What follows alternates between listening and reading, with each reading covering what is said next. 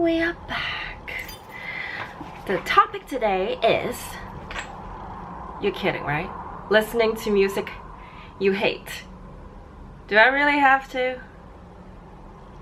Do we really have to?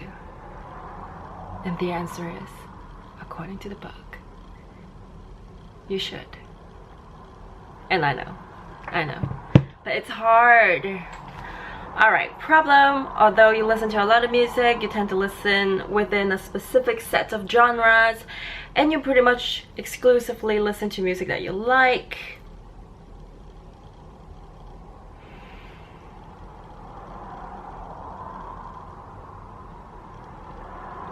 Okay, so to be fair, because I listen to music pretty much for as long as I can remember, so I think I can say I have listened to a lot of music, especially when I was at Berkeley. You just been thrown to so many type of music. Because it's a jazz school, obviously you would listen to a lot of jazz, and I also took history of jazz. I don't know why I took that class. I did not have to take that class, but I'm really glad I took that class. Besides school works, you meet people from all over the world, and they, I mean, if they're nice, they will show you the music that they like, and very often you never heard of the music that they like, because you guys from different places. Even with the internet nowadays, there are always something, almost always something your peer can show you that you've never listened before, which is so beautiful. I love sharing music. I absolutely love sharing music. Sometimes it's really funny if my friend show me music that I'm not quite particularly feeling it. My strategy for the comeback is to use academic analysis to discuss that piece of music with them, so that I don't offend them. I'll be like, oh, this is interesting. What's that guitar line doing? You know, like with the keyboard, or like what's the bass line doing? Oh, that's really interesting. Like, oh, it's doing the walking bass line, but not really. You guys get the idea. Because when you discuss music, people get so sensitive, which is understandable, right? Like, you're talking about the music that they like.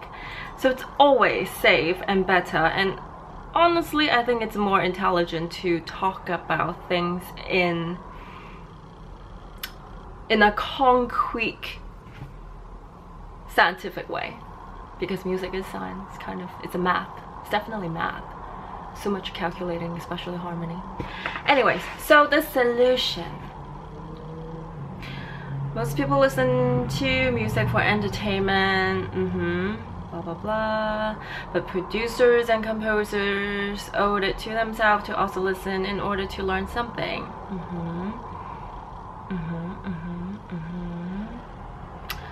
Are there musical techniques you can use?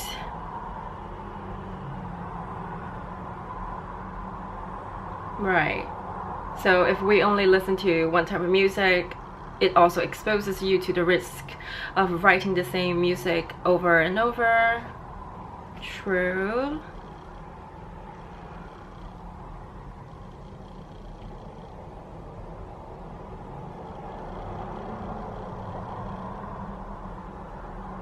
This paragraph is really good because it compare opera in this topic. I studied opera singing when I was 16. I think I was 16 in Vancouver, because I didn't know better. I should have learned jazz singing or contemporary singing, because it's very different. However, it does help, because at Berkeley you will have to do classical singing, jazz singing, contemporary singing, and one more, I don't even remember anymore. So that training really helped me to do that particular style of singing. Why do I bring it up? It's because just like singing, right? Even though contemporary singing, which I do now, is very different from opera singing,